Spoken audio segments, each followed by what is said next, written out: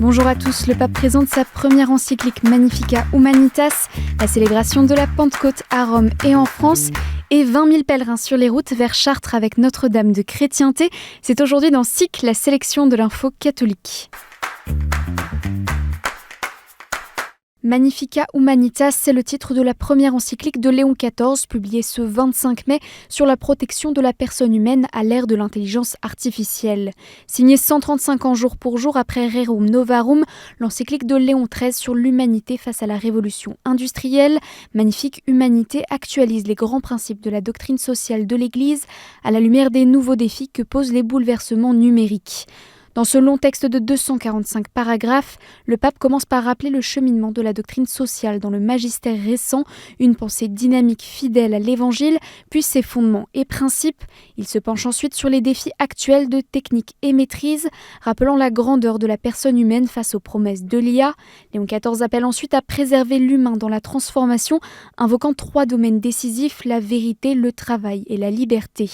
Opposant dans un dernier chapitre la culture du pouvoir à la civilisation de l'amour, selon les mots de Paul VI et de Jean-Paul II, Léon XIV conclut cette encyclique en invitant à contempler dans le visage du Fils une magnifique humanité qui éclaire également l'ère de l'IA.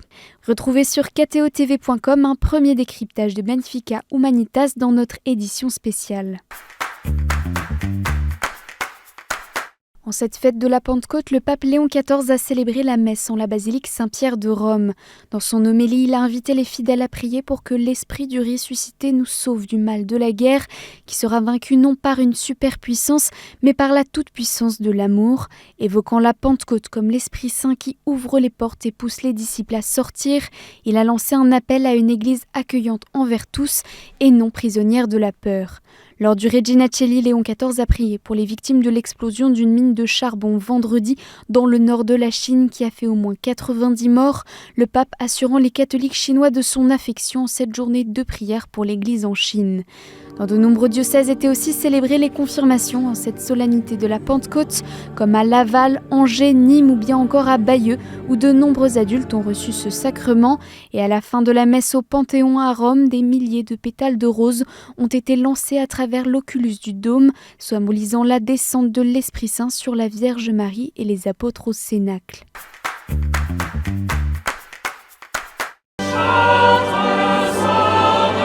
Plus de 20 000 pèlerins ont sillonné ce week-end les routes pour le pèlerinage de Chartres de Notre-Dame de Chrétienté. Le pèlerinage de Chrétienté a été lancé dans les années 80 pour rassembler des catholiques désireux de demeurer fidèles à la tradition de l'Église et notamment par la célébration en rite tridentin. Parti le samedi matin après la messe à l'église Saint-Sulpice, adultes, familles, enfants, prêtres et religieux répartis en 420 chapitres ont parcouru les 100 km au rythme de la prière, des méditations et des chants. Le thème choisi pour cette 44e édition du pèlerinage était celui de la mission. Vous serez mes témoins jusqu'aux extrémités de la terre. Au terme des 2 jours et demi de marche, ils ont atteint Chartres le lundi de Pentecôte pour la messe de clôture célébrée par le cardinal Burke en la cathédrale Notre-Dame. À Lourdes, le 66e pèlerinage militaire international a rassemblé plus de 18 000 militaires, blessés, familles et aumôniers venus d'une quarantaine de pays.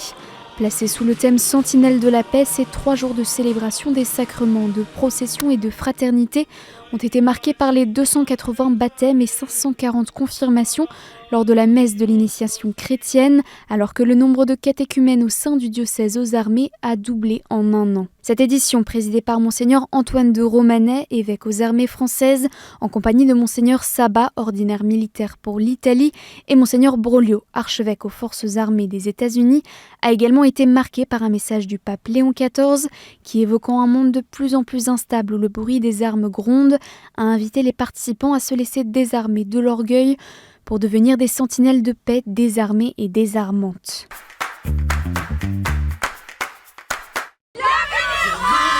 Ils étaient plus de 12 000 collégiens venus des 8 diocèses d'Île-de-France réunis à Jambeville pour le FRAT 2026. Tant de partage en petits groupes, enseignements, témoignages, messes, adorations et tant de fêtes ont rythmé ces 3 jours.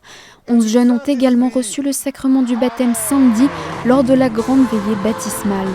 Créé en 1908, le FRAT rassemble les années paires, les collégiens de 13 à 15 ans à Jambeville et les années impaires, les lycéens de 15 à 18 ans à Lourdes.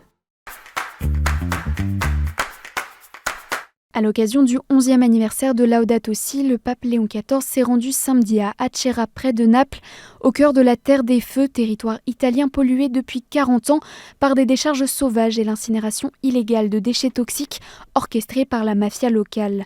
Dans la cathédrale Santa Maria Assunta, le pape est venu rencontrer ceux qui ont perdu des personnes chères à cause de la pollution, fomentée par des personnes et organisations sans scrupules.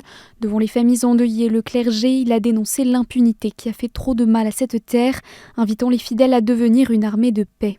Le Saint-Père s'est ensuite rendu sur la Piazza Calipari, où l'attendaient 15 000 personnes, où il a condamné un mode de vie consumériste qui nous a comme ensorcelés, nous laissant plus malades et plus pauvres. Et en bref, le jury œcuménique 2026 a décerné son prix ce week-end au réalisateur roumain Cristian Mungiu pour son film Fjord. Également lauréat de la Palme d'Or à Cannes, le film constitue un avertissement puissant face aux risques engendrés par les dérives idéologiques selon le jury. Europe, sois fidèle, sauvegardons notre maison commune. C'est l'appel lancé à l'Union européenne par plus d'une centaine d'organisations chrétiennes le 20 mai dernier. Elles demandent notamment de mettre fin à la dépendance de l'UE vis-à-vis des combustibles fossiles et d'instaurer une taxe permanente sur les superprofits des compagnies pétrolières et gazières. Et plus de 5000 personnes étaient réunies pour le rassemblement diocésain Hosanna ce lundi de Pentecôte à la Malassise. Le rendez-vous donné à tous les baptisés avait pour but de lancer un nouvel élan missionnaire dans un diocèse d'Arras, marqué par une réorganisation profonde et une transformation pastorale des paroisses dès septembre prochain.